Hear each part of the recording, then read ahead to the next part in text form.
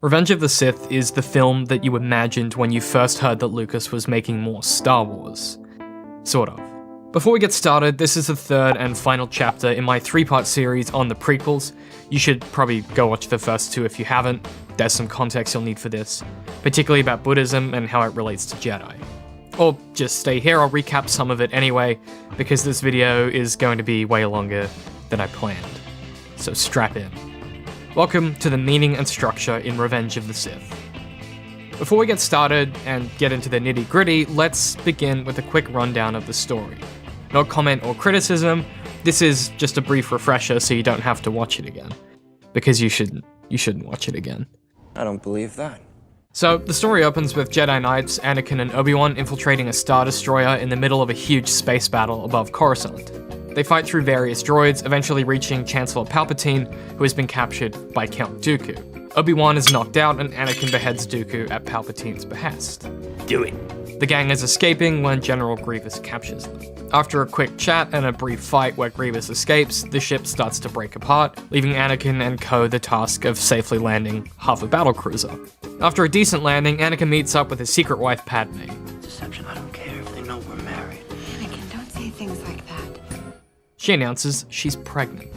Something wonderful has happened. Anakin then starts to have nightmares about Padme's death and childbirth. Anakin is rejected from joining the Jedi Council, and is instead made a master rank in order to spy on Palpatine. Meanwhile, Obi-Wan travels to Utapau, where he kills General Grievous. Yoda goes to Kashyyyk to help the Wookiees defend against the droid invasion. Meanwhile, back on Coruscant, Palpatine reveals his identity as a Sith Lord to Anakin. So, Anakin tells Mace Windu about Palpatine, they have a brief argument, and Anakin is left behind while Mace takes a troop of Jedi to arrest the Chancellor. Anakin decides to help Palpatine for fear of losing Padme, helps murder Mace Windu, and is knighted Darth Vader. You shall be known as Darth Vader. Palpatine executes Order 66, wherein the clone army kill every single Jedi. Well, they try to. He also declares emergency powers and transforms the Galactic Senate into the Galactic Empire at some point. To be honest, I always forget when this happens. Anakin goes to the Jedi Temple and kills a bunch of children and Padawan. Meanwhile, separately and seemingly unrelated, Obi-Wan and Yoda survive the bloodshed, returning to Coruscant to discover Anakin's betrayal. Obi-Wan seemingly tries to convince Padme that Anakin has become a murderer, she refuses his help, and travels to Mustafar, Obi-Wan secretly stowing aboard. Padme confronts Anakin, who, unsurprisingly, invites her to rule the galaxy with him. She starts to realize what he's become, and Obi-Wan emerges from the ship. You're with him! You brought him here to kill me! No!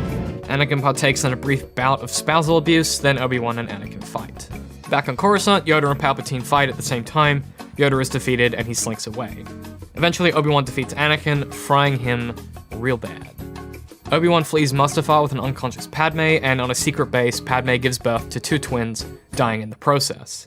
The children are delegated to different corners of the universe, Obi-Wan agreeing to watch over Luke, and Yoda exiles himself to Dagobah. Vader and Palpatine begin construction on the Death Star. Roll credits.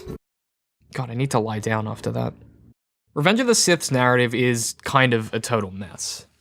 While Attack of the Clones had a bunch of interesting ideas that couldn't decide between focusing on romance or the Jedi, Revenge of the Sith tries to do 5 conflicting things at once. From a purely structural perspective, the initial problem with Revenge of the Sith is that it starts with an amazing battle sequence that stretches across 30 minutes. It's bright, colorful, and fun. The banter between Anakin, Obi-Wan, and even the droids and Grievous is refreshing. If you can excuse the silly jokes with R2's radio and the oil slick, it's actually a great piece of Star Wars action with real voice and character and flavor. Except, rather than using this fantastic battle sequence to hint at Anakin's attraction to the dark side, Anakin and Obi-Wan just have a great time and blast through the whole sequence. It's a real missed opportunity to show us a glimpse of Anakin as he deals with different problems in his own head and is internally torn between doing the right thing and giving in to his baser instincts. I meant glimpse, not a giant neon sign saying evil. Which brings us to the first problem in the storytelling. This decision to kill an unarmed person should come at the end of the film. This isn't a slip to the dark side, it's just murder. Which, yeah, he killed a whole bunch of sand people in the previous film, so they've already screwed up his arc. Unless Lucas is trying to say that sand people aren't people, so it doesn't count as murder, which is another problem entirely. I mean, they were slavers, but there was women and children also.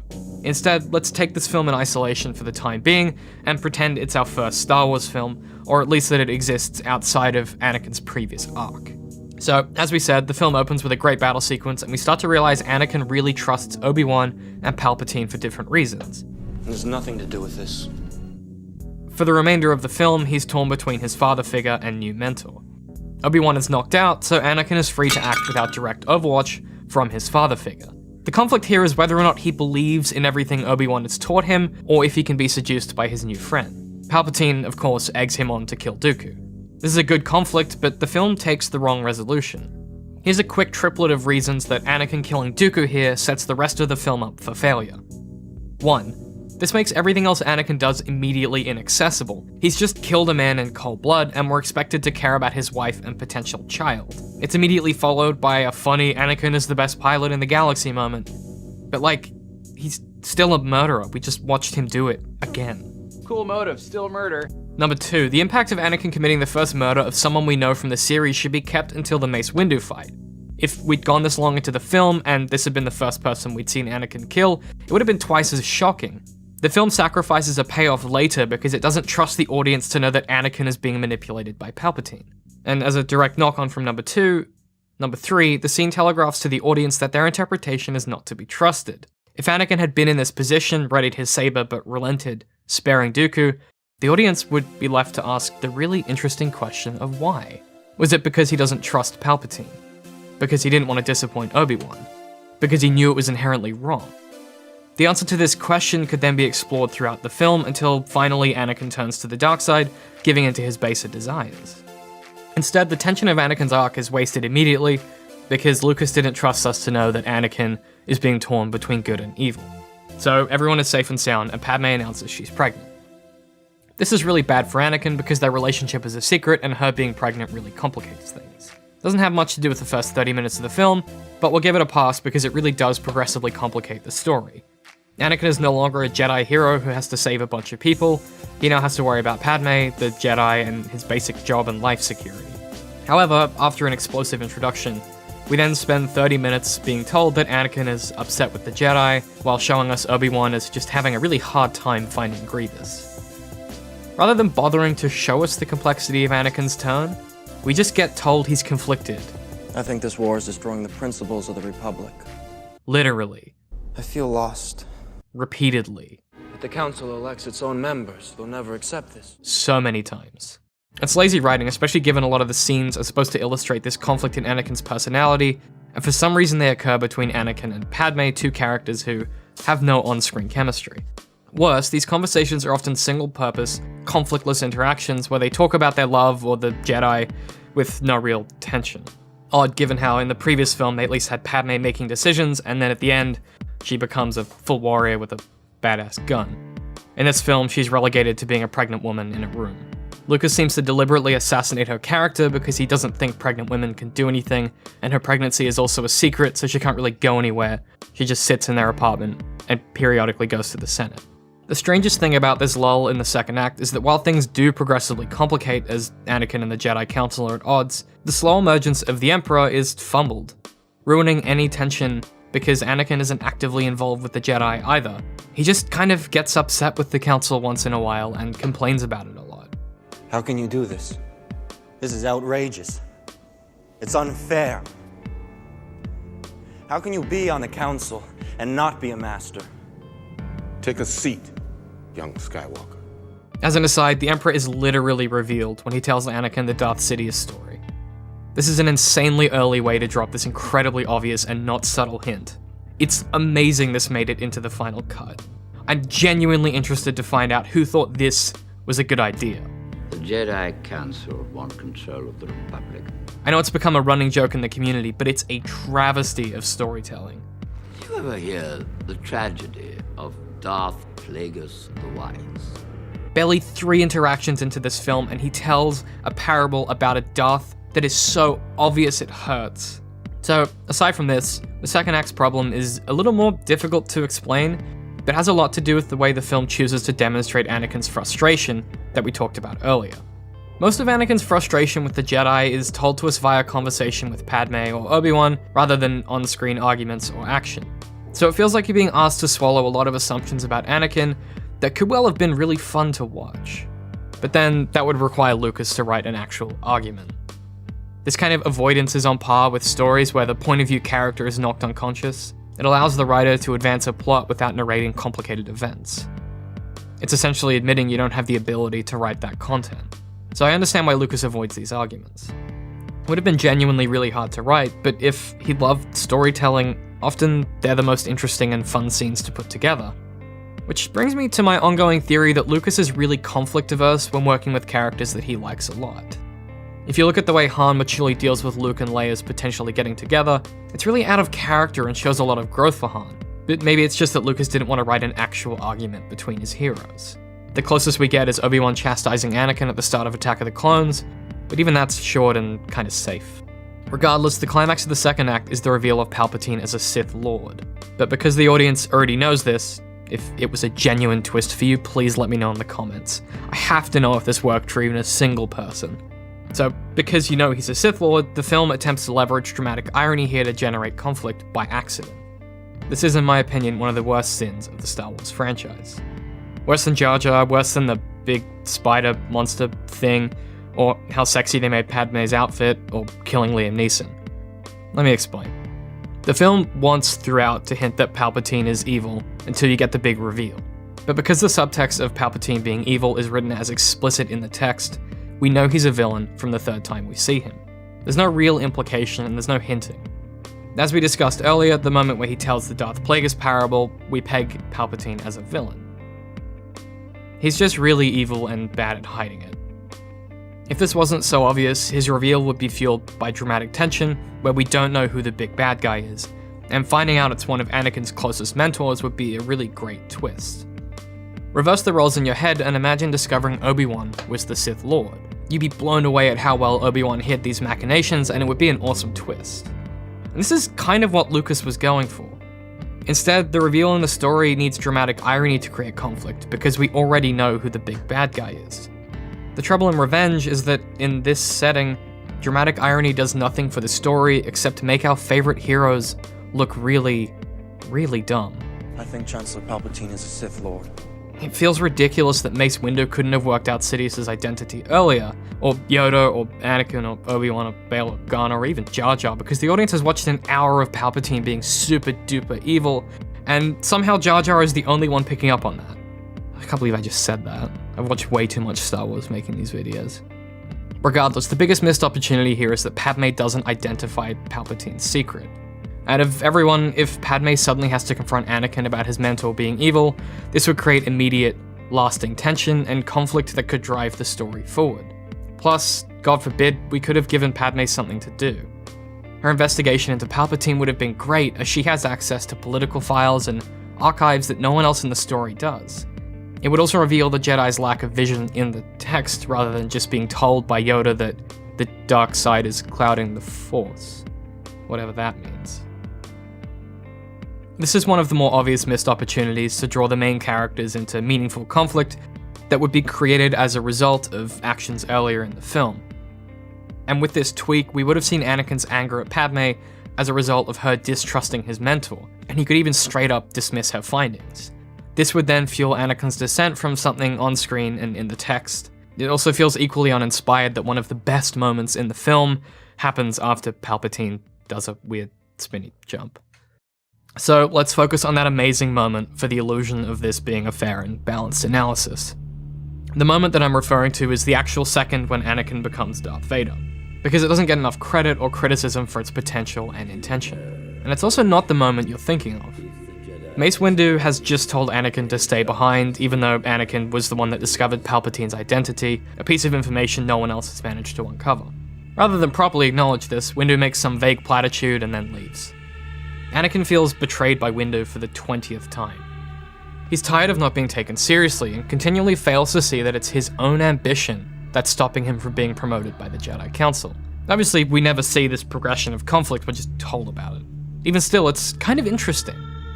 After this revelation, we have a long, quiet moment as Anakin contemplates whether to follow Windu's instructions or go help Palpatine. It's implied here that Anakin already knows that if he goes, he'll help Palpatine to try and save Padme. The real decision is whether to get up and leave. It's a beautiful, quiet moment that Hayden Christensen executes brilliantly. This is when he becomes Darth Vader, not the name or the mask or drawing a blade on Windu. It's a peaceful, quiet meditation, and it's when he stands up that he truly becomes Darth Vader. This scene is everything the prequels could have been, and I love it. The action following Anakin's decision is pretty good, but the rest of the film tries to do about 10 things at once after that. Made more complicated by the fact that no one ever really addresses the fact that Anakin's changed, and his decision to abandon the pursuit of balance, opting for love, attachment, and pain, should be the central conflict of the story going forward, but there just kind of isn't one. This also only works if we hadn't already seen Anakin literally behead someone at the start of the movie. Because this moment has to be the escalation of stakes, but it's not really an escalation if he's already killed an unarmed Sith Lord and butchered a bunch of women and children sand people in the previous film. Cool motive, still murder. While Order 66 escalates the stakes of the film in a sort of Empire Strikes Back twist, it feels muted after the complicated untangling of 45 minutes of politics and the Jedi Council and Mace Windu being killed, and I just don't understand what they were trying to do here. It's an interesting message to end the sequence, but it feels hollow in a lot of ways. The fact that the Jedi are murdered is sad, but we don't really have a reason to care this is happening. The film demonstrates the arrogance of the Jedi Order and its failings, though it seems odd in the context of the larger film universe because the only reason Anakin was a problem is because Obi-Wan broke the rules and trained Anakin, even though he was too old to start training. So if you actually unpack it, what's the message? That the Jedi's rules were right in the first place? That they're hypocrites because they want to kill Palpatine? Even that doesn't hold up thematically because Anakin executes Dooku at the start of the film and Obi-Wan slays Grievous right after that. There's just zero thematic consistency, and if the film is trying to send a complicated message about the inevitability of any group with power evolving into an autocratic decision-making machine, why the hell does Padme not actively take Obi-Wan to go with her to get Anakin? Even the good guys seemingly don't know which side they're on. The structure of the film continues to be plagued by this lack of controlling idea as we head into the third act. There's no clear crisis in the story or the narrative because none of these ideas remain in conflict for long enough. So by the time Anakin and Obi-Wan actually do fight, a lot of the tension of the story is gone. At this point, we only really care about who lives and who dies. There's no longer any philosophical, emotional, or story stakes. Anakin's just really bad. Him being obviously evil here does nothing for the subtle and interesting storytelling they could have executed on.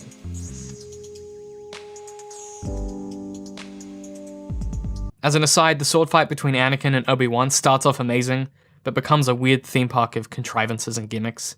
It's a shame too, because a bare-knuckled to the death sword fight between these two would have been amazing. Sorry, back to the video.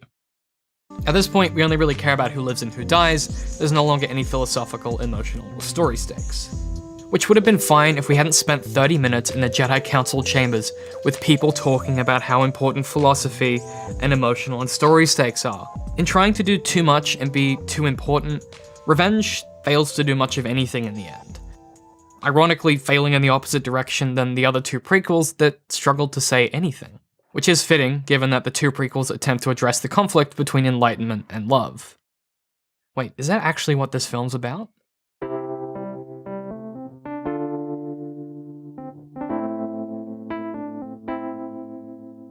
As we touched on in the previous video, Anakin is proposed as a prophet who will forge the path for the Jedi to attain their version of Nirvana.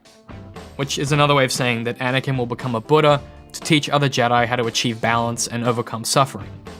And for this to make any sense, we need to establish what Lucas was actually trying to do with Anakin's character. So let's start with prophets. In Western culture, prophets are ones who bring revelation. They forgive our sins and help us toward absolution. Note, absolution, not enlightenment or balance. They deliver absolution and forgiveness for sin, like our main guy, Jesus. Remember that as the idea. They deliver absolution and forgiveness, not enlightenment. Conversely, in Tibetan Buddhism, the equivalent of prophets don't bring anything to their followers or believers. Instead, they offer teaching and paths to end one's suffering. The fundamental difference between these two ideas is why Revenge of the Sith never lands its themes. The film wants Anakin to be a sort of Christ analog.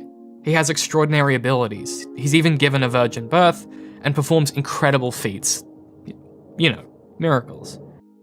Aside from the fact that the virgin birth is a mistranslation in the Bible, which Lucas could have looked up before making this decision, Anakin is supposed to be a Christ-like figure, or he's at least coded with enough biblical imagery, there's no way it was an accident. Antithetically, much like the path to becoming a Buddha, Anakin is also predicted to become the one that brings balance. But you can't have both prophet analogs applied to the same person. Is he not to destroy the Sith and bring balance to the Force? Christ leads the Israelites to absolution and heaven. A Buddha sacrifices their own nirvana to help those around them find the path to end their suffering. Can you see the contradiction? One was born special, the true savior and son of God sent to cleanse and deliver. The other becomes a prophet in service to others through hard work, study, dedication, and sacrifice. Christ is a savior sent to atone for man's sin. A Buddha is a regular person who sacrifices their own true reason to exist so they might serve others to achieve this goal. To make a character who is both types of prophet is insanely difficult to write, even for the most talented of storytellers, because they're just diametrically opposed ideas. Neil Gaiman's American Gods tackles a lot of similarly complex ideas, but he has the foresight to give each of these themes its own character. In some cases, like in the TV adaptation, Jesus even has multiple versions of himself to demonstrate how laughably malleable these myths are. Just to complicate things further, Lucas's prophet Anakin should betray his own enlightenment for love, if we're going with the Buddha thing, or in the Christ analog, he should turn away from God. Like Judas? Maybe?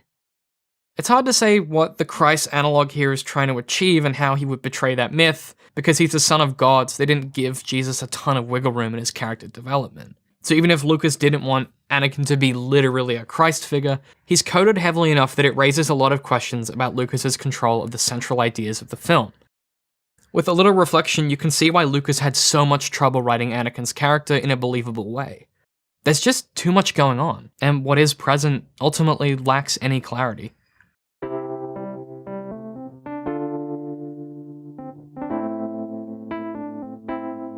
Having rewatched the prequels again and again when making these 3 videos, the flaws in Lucas's films aren't the CGI monsters or the out-of-place 70s diners. The biggest fault of the prequels is that they don't render onto character, and they don't render onto politics.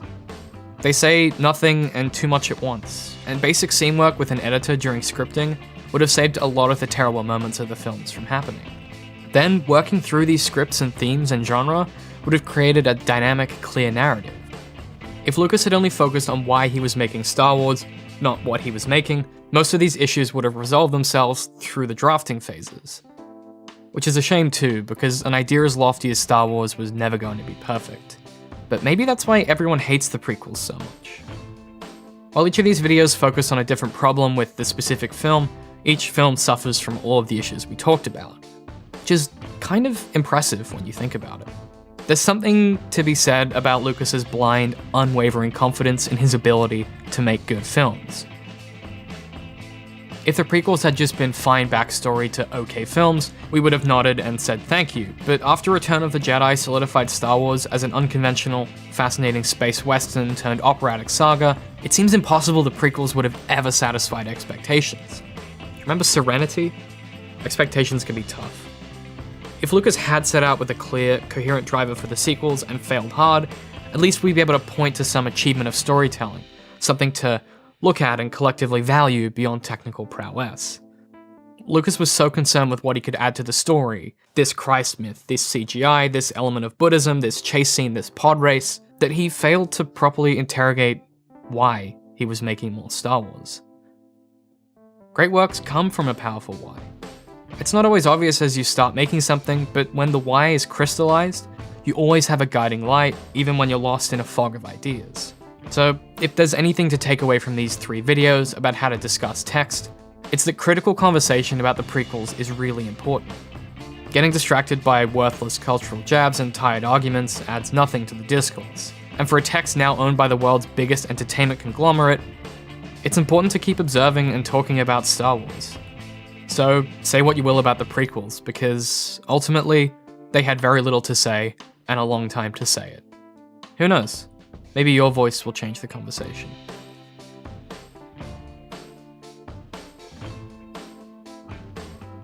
Oh, thank God that's over. At least there aren't any more prequels, right? The antagonist is me, David McNeil. We are edited and produced by Digital and Creative Media Works. Head to patreon.com/DCMworks to support us. And my book is out right now if you want to buy it. It's a steampunk, sci-fi, adventure. It's dark, it's fun. I think you'll enjoy it. There's a link in the show notes to that. But I'd also love to hear what you thought of this video and any thoughts you had about Star Wars in the comments down below. I'd love to read them, and I'll make sure I respond if you leave me a comment.